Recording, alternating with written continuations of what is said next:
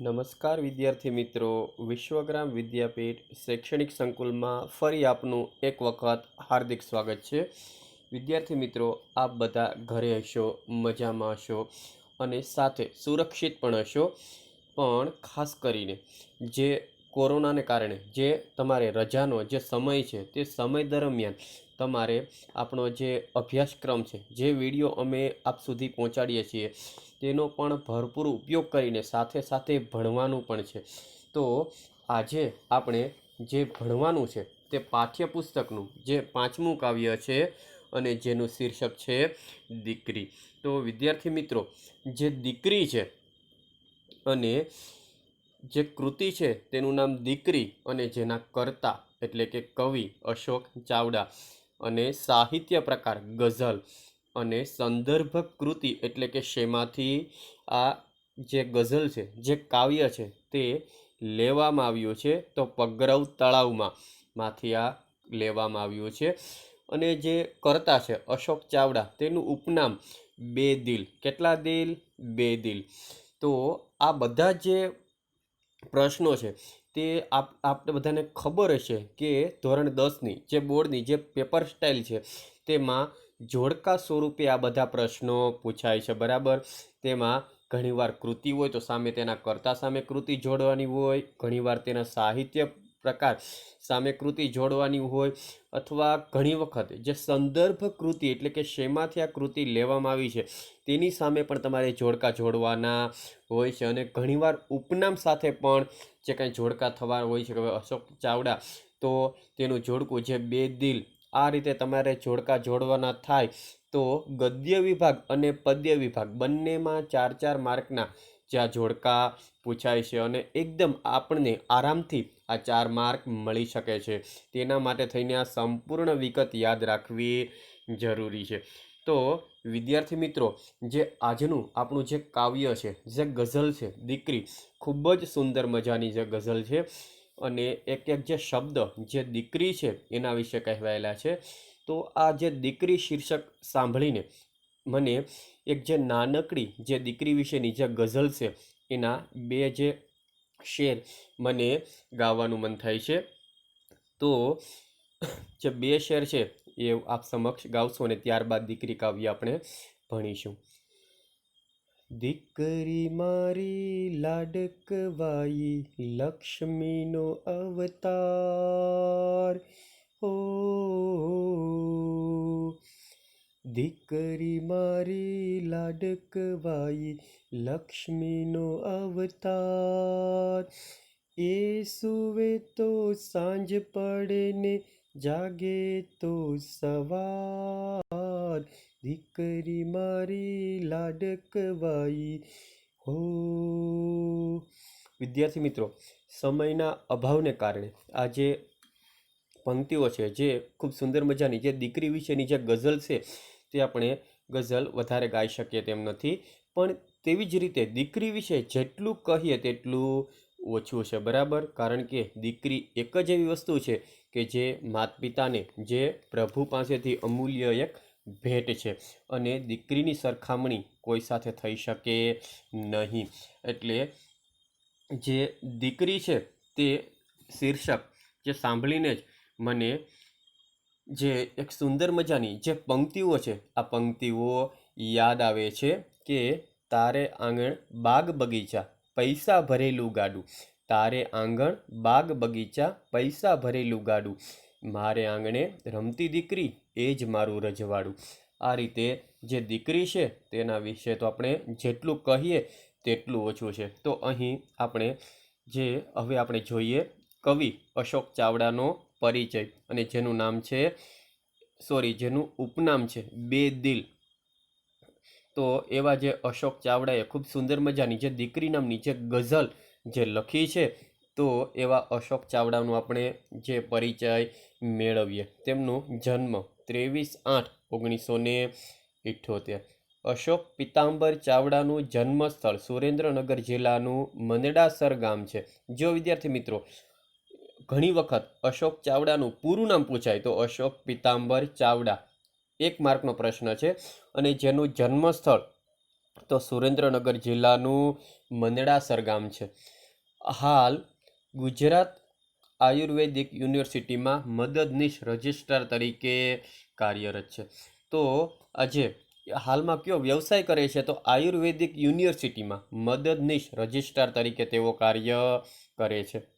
તેમની કૃતિઓ જોઈએ તો પગલા તળાવમાં, પગરવ તળાવમાં તેમના ગઝલ સંગ્રહો છે. જો વિદ્યાર્થી મિત્રો, આપણું જે ગઝલ, જે દીકરી કાવ્ય છે, તે પણ જે પગરવ તળાવમાં તેમાંથી લેવામાં આવ્યું છે. ડાળખીથી સાવ છૂટા, પ્રતિબદ્ધ કવિતાનો સંગ્રહ, સાહિત્ય અકાદમી, દિલ્હીનો યુવા પુરસ્કાર અને ગુજરાત સાહિત્ય અકાદમીના યુવા ગૌરવ પુરસ્કાર તથા અન્ય પુરસ્કારોથી તેઓ પુરસ્કૃત થયા છે. તો વિદ્યાર્થી મિત્રો, જે ગુજરાત સાહિત્ય અકાદમીના યુવા ગૌરવનો જે પુરસ્કાર જે મળ્યો હતો કિશોર જે અશોક ચાવડાને, તેનો ફોટો આપ જોઈ શકો છો કે જે માળા પહેરેલી છે, બરાબર, જેણે સાલ દ્વારા જેનું સન્માન થયું છે અને જેણે ડોકમાં માળા પહેરેલી છે તે અશોક ચાવડા છે. અને તેમને જે એમનું જે સન્માન થયું છે, તેમનો જે એવોર્ડ મળેલો છે, તે તેમનો ફોટો છે, બરાબર. તો ગુજરાત સાહિત્ય અકાદમીના જે યુવા ગૌરવ પુરસ્કાર તરીકે તેમને જે કાંઈ પુરસ્કૃત કરવામાં આવ્યા હતા ત્યારના સમયનો આ ફોટો છે. અને તેમાં જે અશોક ચાવડા પોતાનું જે કાંઈ ઇનામ છે અને જે તેમને પુરસ્કાર મળી રહ્યો છે તે લઈ રહ્યા છે. તો એવા જે અશોક ચાવડા, જેમણે આપણા ગુજરાતી સાહિત્યને ઘણું બધું આપ્યું છે અને તેમને આ પ્રમાણે જે દિલ્હીના યુવા પુરસ્કાર અને ગુજરાત સાહિત્ય અકાદમીના યુવા ગૌરવ પુરસ્કારથી તેમને સન્માનિત કરવામાં આવ્યા છે. ત્યારબાદ હવે આપણે જોઈએ જે કાવ્ય છે તેનો સાર, તેમાં બહુ વધારે નહીં લાગે વાર, પણ વિદ્યાર્થી મિત્રો બધા ખાસ આપજો ધ્યાન, કારણ કે નહીંતર છેલ્લે પસ્તાવાનો નહીં રહી પાર, કારણ કે છેલ્લે એવો લાગશે માર કે પછી બચવાનો વારો નહીં આવે લગાર. તો ખાસ કરીને આ કાવ્ય છે તે ખૂબ સુંદર મજાનું પણ છે અને સાથે સાથે જીવનમાં ઉતારવાનું પણ ઘણું છે. દીકરીનું જે સ્નેહ, જે પ્રેમ, જે વહાલ પિતા માટે કેટલું બધું હોય છે, એનું પણ સુંદર મજાનું વર્ણન આ કાવ્યની અંદર કરવામાં આવ્યું છે. તો જોઈએ, આ કાવ્ય ગઝલ સ્વરૂપ છે. તેમાં વહાલનો દરિયો દીકરીના ગૌરવભર્યા સ્થાન અને માનની સંવેદનાનું આલેખન થયું છે. જાણે સ્વર્ગની એક એક દેવીની ઝલક દીકરીમાં જોવા મળે છે. અહીં ઝલક એટલે કે પ્રકારની શોભા, એની જે શોભા છે તે અહીં જોવા મળે છે. દીકરી સ્નેહનું ઝરણું છે. સ્નેહ એટલે કે પ્રેમ, તેની હાજરી સુગંધ અને શીતળતા આપે છે. જે દીકરીની જે હાજરી છે તે એક પ્રકારની સુગંધ અને શીતળતા એટલે કે ઠંડકતા, એક પ્રકારની શાંતિ આપણને આપે છે. ખડકમાંથી શિલ્પ કોતરાય. અહીં ખડક એટલે કે ધારદાર ભેખડ, ખડકમાંથી જેમ શિલ્પ, જે મૂર્તિ કોતરાય એમ મા બાપ દીકરીને ઉછેરે છે. ભારતીય સંસ્કૃતિના પ્રતીકો દ્વારા દીકરીનું વ્યક્તિત્વ પ્રગટ થયું છે. મોટી થયા પછી સમજણી દીકરી બાપનો હાથ દે એટલે કે તેને સહાયભૂત થાય છે. એ નાજુક ચિત્ર યાદગાર છે. દીકરીની વિદાય પછી ભીની થતી પાપણમાં દરેક વખતે દીકરી પ્રત્યક્ષ થાય છે. પિતાની નજરે આલેખાયેલું દીકરીનું વત્સલ અને મધુર વ્યક્તિત્વ દીકરીના વ્યક્તિત્વની મહત્તા અને માતા પિતાના મનોભાવોને ગઝલમાં સુંદર વાચા આપવામાં આવી છે. તો વિદ્યાર્થી મિત્રો, જે આ ગઝલની અંદર જે કવિએ કહ્યું છે કે સ્વર્ગની જે દેવીઓ છે એ દેવીઓની ઝલકમાં પણ તેમને એની શોભામાં એને દીકરી દેખાય છે અને અહીં દીકરી છે તેની હાજરી છે તે સુગંધ અને શીતળતા આપણને આપે છે. એટલા માટે થઈને જે કંઈ માતા પિતા છે તે દીકરીને સારા સંસ્કારો આપે છે. તે ભારતીય સંસ્કૃતિ દ્વારા, એના પ્રતીકો દ્વારા દીકરીને ખૂબ સુંદર મજાના સંસ્કારો, શિક્ષણ આપી અને તેને ઉછેરે છે. જેવી રીતે કોઈ ખડકમાંથી શિલ્પ કોતરતો હોય તેવી રીતે મા બાપ દીકરીનો ઉછેર કરે છે. અને એ જ દીકરી જ્યારે નાની હોય છે ત્યારે તેના પિતાજી છે તે તેનો હાથ પકડીને ચાલતા હોય છે અને તેને માથે હાથ ફેરવતા હોય છે, એટલે કે તેને આશીર્વાદ આપતા હોય છે. પણ જ્યારે એ જ દીકરી મોટી થાય છે ને, ત્યારે પોતાના પિતાજીને હાથ દે છે, એટલે કે તેના માટે એનો આધાર બની રહે છે, તેનો સહારો બની રહે છે. આ રીતે દીકરી મોટી થતાં પણ પિતાને ખૂબ જ મદદરૂપ થાય છે.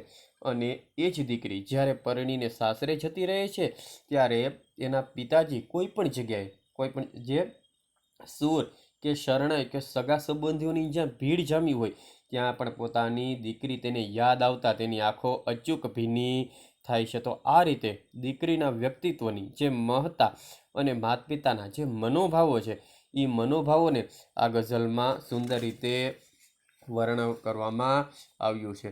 તો જે કાંઈ માતા પિતાના જીવનમાં દીકરી કેટલી વ્યાપ્ત છે તેની ઉદાહરણ સાથે અહીં ચર્ચા પણ કરવામાં આવી છે. માત્ર માતા પિતા જ નહીં, કુટુંબ, સમાજ, ધાર્મિક વિધિ, પ્રસંગ અને પૃથ્વી ઉપરાંત સ્વર્ગની દેવીમાં પણ તેની ઝલક દેખાય છે. તેવી દીકરી સાપનો ભારો નહીં પણ એક સમજણનું પ્રતીક છે, તે સ્પષ્ટ છે. હા, પહેલાંના સમયમાં દીકરી એટલે સાપનો ભારો, બરાબર. દીકરી તો સાસરે જ શોભે, આવી બધી ઘણી બધી કહેવતો હતી. તેને કારણે દીકરીને એટલું બધું માન સન્માન મળતું નહોતું. પણ દીકરી છે તે એક સમજણનું પ્રતીક છે અને તે અહીં સ્પષ્ટ થયું છે. આવી દીકરી વ્યક્તિ, સમાજ કે કોમના ડર વગર જીવી શકે તે જોવાની આપણી સૌની ફરજ છે. અને આ માટે થઈને તમારે આખા સમાજને પણ જાગૃત કરવો જોઈએ અને નારીને સન્માન અને સમાનતાની ભાવના વધુ વ્યાપક બને તેવું પણ આપણે કાર્ય કરવું જોઈએ. તો વિદ્યાર્થી મિત્રો, હવે આપણે આ ગઝલ વિશે જોઈએ. તો ગઝલ વિશે આપણે જરાક નજર ફેરવીએ તો ગઝલ વિશે જોઈએ તો ગઝલ સ્વરૂપમાં લખાયેલી જે કૃતિમાં કવિએ જે પ્રમાણે જે કાંઈ ગઝલવાળા જે શબ્દો ઉછેર્યા છે, જેવા કે ઝલકમાં દીકરી, તિલકમાં દીકરી, ખડકમાં દીકરી, ફડકમાં દીકરી, ફલકમાં દીકરી, પલકમાં દીકરી, ખૂબ જ અસરકારક અને અર્થસભર બની રહ્યા છે. અને આ રીતે જે કાંઈ આપણને ગઝલ વાંચવાની પણ ખૂબ જ મજા આવે અને આ રીતે જે ગઝલની શરૂઆત કરી છે. તો આપણે જે ગઝલ છે તે આપણે જોઈએ. સ્વર્ગની એક એક દેવીની ઝલકમાં દીકરી છે, સુખડ ચંદન ને કુમકુમના તિલકમાં દીકરી. અહીં જે કવિ અશોક ચાવડા દીકરીનું મહત્વ આપતા સમજાવે છે કે સ્વર્ગની એક એક દેવીની ઝલક, ઝલક એટલે કે અહીં એક પ્રકારની શોભા, એની જે તેજસ્વીતા, સ્વર્ગની જે દેવીઓ છે, બરાબર. સ્વર્ગ એટલે કે દેવોનો જે લોક છે. આપણે બધાને ખબર છે કે જે દેવો જે જગ્યાએ વાસ કરે છે, જ્યાં રહે છે, દેવોનો જે લોક, તેને સ્વર્ગ કહેવામાં આવે છે. તો સ્વર્ગની એક એક દેવી, જે ત્યાંની જે માતાઓ છે, તે દેવીની ઝલકમાં એટલે કે તેની શોભામાં, તેની તેજસ્વીતામાં દીકરી રહેલી છે, બરાબર.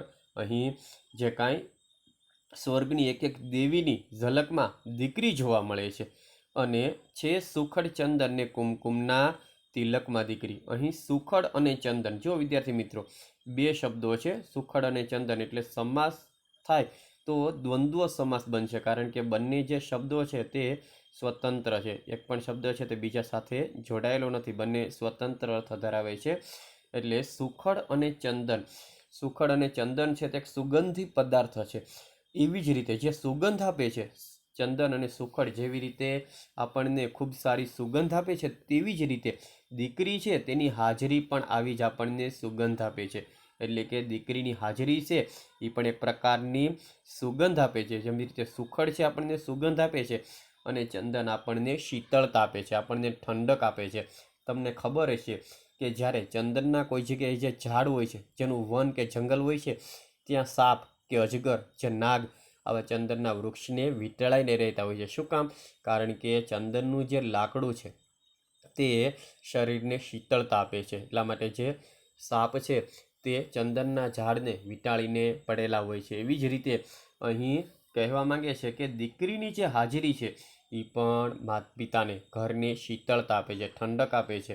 એટલે સુખડ અને ચંદન, જેવી રીતે સુખડનું જે લાકડું છે તે સુગંધ આપે છે અને એવી જ રીતે દીકરીની હાજરી પણ એક પ્રકારની સુગંધ આપે છે અને ચંદનની જેમ દીકરી પણ આપણને શીતળતા આપે છે. અને કુમકુમના તિલકમાં દીકરી, અહીં કુમકુમ એટલે કે કંકુ અને તિલક એટલે કે જે કાંઈ ચાંદલો કરવામાં આવે છે, તિલક, બરાબર, એટલે કે જે ચાંદલો કરે છે તે તિલકમાં પણ દીકરી રહેલી છે. તો અહીં જે બે પંક્તિ, ખાસ કરીને એક વસ્તુ હું તમને કહી દઉં કે જે ગઝલ છે તેની જે 2 પંક્તિઓ છે તેને શેર કહેવામાં આવે છે અને જે શેર છે તેમાં પ્રથમ પંક્તિને મતલા અને બીજી જે પંક્તિ છે તેને મક્તા કહેવામાં આવે છે. તો આ રીતે ગઝલની જે 2 પંક્તિ એકસાથે હોય તેને શેર તરીકે ઓળખવામાં આવે છે. તો અહીં પણ જે પ્રથમ શેરની અંદર જે દેવોનો લોક છે, જે સ્વર્ગની એક એક દેવીઓ છે તેની શોભામાં કવિને દીકરીના દર્શન થાય છે, દીકરી દેખાય છે અને સુખડ અને ચંદનની જેવી જ દીકરીની હાજરી પણ સુગંધ અને શીતળતા આપે છે અને માથા પર રહેલું જે કુમકુમ છે, જે તિલક છે તે પણ એક દીકરીનું જ પ્રતીક છે. તેમાં પણ કવિને દીકરીના દર્શન થાય છે. ત્યારબાદ જોઈએ, સ્નેહનું ઝરણું એનું જ આ પરિણામ છે, કોતરે છે કોઈ વર્ષોથી ખડકમાં દીકરી. જે સ્નેહનું ઝરણું, ખાસ કરીને ઝરણું છે તે તો હંમેશા પાણીથી વહેતું હોય છે, પણ દીકરી પણ એક ઝરણું છે. પણ તે શેનું? તો કે પ્રેમનું, સ્નેહનું. તે દીકરી છે તે સ્નેહનું ઝરણું છે, પ્રેમનું જે ઝરણું છે અને એનું જ આ પરિણામ છે. બરાબર, સ્નેહનું કોઈ ઝરણું હોય તો એ છે દીકરી. આ દીકરી જ તેનું પરિણામ છે. એટલા માટે થઈને કોતરે છે કોઈ, કોતરે એટલે કે જે કંઈ કોતરણી જે કામ કરે છે, એ જે કોતરણી કામ કરે છે કોઈ વર્ષોથી ખડકમાં, ખડક એટલે કે જે ધારદાર ભેખડ, બરાબર, જે પથ્થર હોય છે ધારદાર ભેખડમાં, એ ભેખડ છે તેમાં દીકરીનું કોઈ જે કંઈ શિલ્પ ઉતારી રહ્યા છે. શું કામ? કારણ કે દીકરી છે તે સ્નેહનું ઝરણું છે અને સ્નેહનું ઝરણું પોતાના ઘરે લાવવા માટે થઈ અને કોઈ કોતરી રહ્યું છે. બરાબર, કોતરાય છે મા બાપ, એમ જેમ ખડકમાંથી શિલ્પ કોતરાય છે એમ મા બાપ દીકરીને ઉછેરે છે. આ પંક્તિ દ્વારા જે કવિ કહેવા માંગે છે કે જેવી રીતે ખડકમાંથી શિલ્પ કોતરાય છે એવી જ રીતે મા બાપ દીકરીને ઉછેરે છે. બરાબર, કારણ કે શિલ્પમાંથી જે કોતરણી કામ કરી અને સુંદર મજાની મૂર્તિ બનાવવી એકદમ અઘરી છે, કારણ કે સહેજ પણ તેમાં કોઈ ભૂલ થઈ તો આખી મૂર્તિ છે તે ખરાબ થઈ જાય છે, પછી તે કશા કામની રહેતી નથી. એવી જ રીતે દીકરીને પણ ઉછેરવામાં, તેને શિક્ષણ આપવામાં, તેને સારા સંસ્કારો આપવામાં પણ જો થોડી ઘણી પણ ભૂલ થાય તો પણ તે યોગ્ય નથી. એટલે જેવી રીતે ખડકમાંથી શિલ્પ કોતરાય એમ મા બાપ દીકરીને ઉછેરે છે. ખાસ કરીને વિદ્યાર્થી મિત્રો, આજે દીકરી વિશેનું એક બીજું પણ ઉદાહરણ આપવાનું આજે મને મન થાય છે કે એક વખત એક પિતા અને તેની દીકરી બંને જઈ રહ્યા હતા અને વચ્ચે એક નદી આવે છે. નદીમાં ઘણું પાણી છે, એટલે આ પાણીમાંથી તેમને જવાનું છે. ત્યારે પિતાજી છે ત્યારે એના પિતાજી પોતાની દીકરીને કહે છે કે બેટા તું મારો હાથ પકડી લે. એટલે દીકરી કહે છે કે ના પિતાજી, તમે મારો હાથ પકડી લ્યો અને આપણે નદી પાર કરીશું. ત્યારે તેના પિતાજી તેને જવાબ આવે છે કે બેટા આ તો એકનું એક જ થયું ને, તું મારો હાથ પકડે કે હું તારો હાથ પકડું, તેમાં શું ફરક?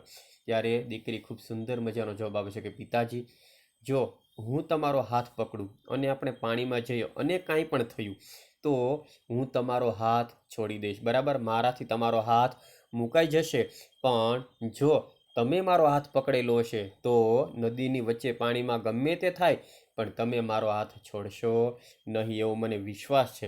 તો અહીં જે આ ઉદાહરણમાં પણ જે પિતાજીને દીકરી પર કેટલો પ્રેમ છે, કેટલો સ્નેહ છે તેનું ઉદાહરણ પૂરું પાડે છે. તો અહીં પણ જે ખડકમાંથી શિલ્પ કોતરાય એ મા બાપ દીકરીને ઉછેરે છે અને ભારતીય સંસ્કૃતિના પ્રતીકો દ્વારા જે દીકરીનું વ્યક્તિત્વ છે તે અહીં પ્રગટ થાય છે. ત્યારબાદ આગળ જોઈએ, લાજ મર્યાદા શરમ ગૌરી વ્રતોની હારમાં, ઉછેરે છે રોજ કાયમથી ફડકમાં દીકરી. અહીં ફડક એટલે કે બીક, ડર. અહીં કહે છે કે લાજ મર્યાદા, લાજ અને મર્યાદા તે પણ સમાસ થાય તો દ્વંદ્વ સમાસ થશે, કારણ કે લાજ અને મર્યાદા બંને શબ્દ અલગ છે. અને શરમ, ગૌરી વ્રતોની હારમાં. ગૌરી વ્રત એટલે કે જે કાંઈ ગૌરી એટલે પાર્વતી માતા, પાર્વતીની પૂજાનું જે વ્રત જે દીકરીઓ રહેતી હોય છે. તો અહીં દીકરી વિશે કહ્યું છે કે દીકરી છે તેમાં લાજ, મર્યાદા, શરમ અને જે ગૌરી પાર્વતી માતાના પૂજાનું વ્રત કરે છે, આ રીતે દીકરીનો ઉછેર થાય છે. છતાં પણ દીકરી છે તે કાંઈક ને કાંઈક કારણોસર કાયમથી જે ડરમાં બીકમાં તે ઉછરી રહી છે અને કોઈ પ્રકારની એવી બીક છે, એને ડર છે, આવી રીતે કાયમથી હંમેશા રોજથી તે ચિંતામાં જે બીકમાં ઉછરે છે. તો દીકરીની એમાં લાજ, શરમ, મર્યાદા અને સાથે ગૌ પાર્વતીની પૂજાનું વ્રત પણ કરે છે. આ રીતે દીકરીનો ઉછેર થાય છે અને તો રોજ કાયમથી તે કંઈક એવી ડરમાં તેનો ઉછેર થઈ રહ્યો છે, તે કંઈક ડર અને બીકમાં તે મોટી થાય છે. ત્યારબાદ આગળ જોઈએ,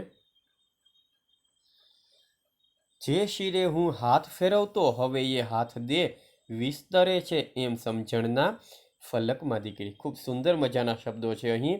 શિર, શિર એટલે કે માથું. અહીં પિતાજી કહે છે કે જે શિરે, જે માથા પર હું હાથ ફેરવતો. અહીં પિતા પોતાની દીકરી પર હાથ ફેરવે એટલે તેને આશીષ આપવા, એટલે કે આશીર્વાદ આપવા. પણ અહીં કહે છે પિતાજી કે જ્યારે દીકરી નાની હતી અને હું એના માથા પર હાથ ફેરવતો, તેને સારા આશીર્વાદ આપતો, તેને આશીષ આપતો. પણ હવે એ હાથ મોટો થઈ ગયો છે, એટલે કે દીકરી મોટી થઈ ગઈ છે. હવે એ હાથ દે છે, હવે તે મને હાથ દે છે, હવે તે મને એટલે કે મને સહારો આપે છે. અને આ પણ ઘણીવાર પ્રશ્ન પૂછાય છે કે દીકરીને માથે હાથ ફેરવવો અને દીકરી હાથ દે, તેમાં શું ફરક છે? તો દીકરીને માથે હાથ ફેરવવો એટલે કે પિતા પોતાની દીકરીને આશીર્વાદ આપે છે, આશીષ આપે છે. અને જ્યારે દીકરી છે તે હાથ દે છે, તે જ્યારે હાથ દે એટલે કે તે પોતાના પિતાજીનો સહારો, તેના પિતાજીનો આધાર બની રહે છે. એટલે વિસ્તરે છે એમ સમજણના ફલકમાં દીકરી. અહીં ફલક એટલે કે વિસ્તાર.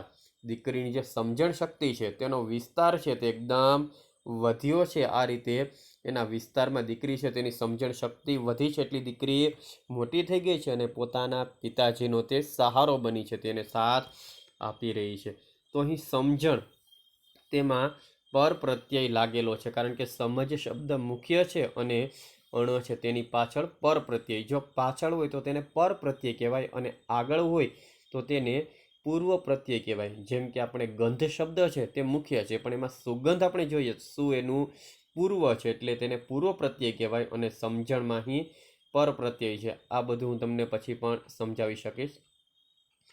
તો અહીં દીકરી છે તેની સમજણ શક્તિ એટલી મોટી થઈ ગઈ છે, તે એટલી સમજદાર બની ગઈ છે કે પોતાના પિતાજીને તે સહારો આપે છે.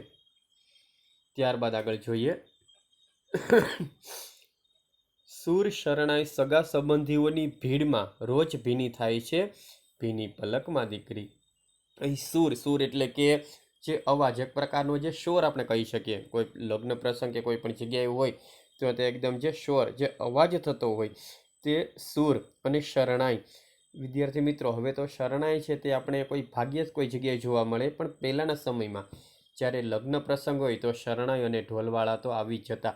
તો અહીં પણ કવિ કહે છે કે જે સૂર અને જે શરણાઈ એટલે કે જ્યારે લગ્ન પ્રસંગે જે કાંઈ વગાડવામાં આવતું એક વાજિંત્ર છે અને જે શરણાઈ છે તે વગાડવાવાળો આવે છે અને મંગળતાનું પ્રતીક છે. તો અહીં સૂર, શરણાઈ અને સગા સંબંધીઓની ભીડમાં, ભીડ એટલે કે પ્રકારની ગીર્દી અથવા મેદની પણ કહી શકાય. કવિ કહે છે કે જ્યારે જે સૂર અને શરણાઈ અને સગા સંબંધીઓની જ્યારે ભીડ જામેલી હોય છે, જ્યારે એની ભીડ હોય છે અને ભીડમાં એ ટ્રાફિકમાં અથવા તે મેદનીમાં રોજ ભીની થાય છે ભીની પલકમાં દીકરી.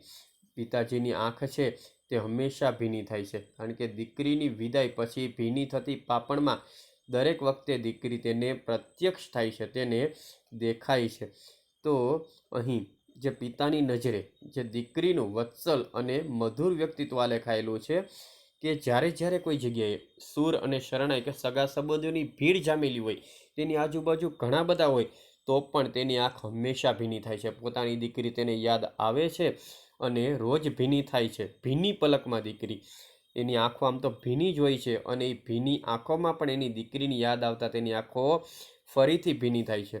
તો વિદ્યાર્થી મિત્રો, ભીની પલકમાં દીકરી આ એક અલંકાર પણ છે.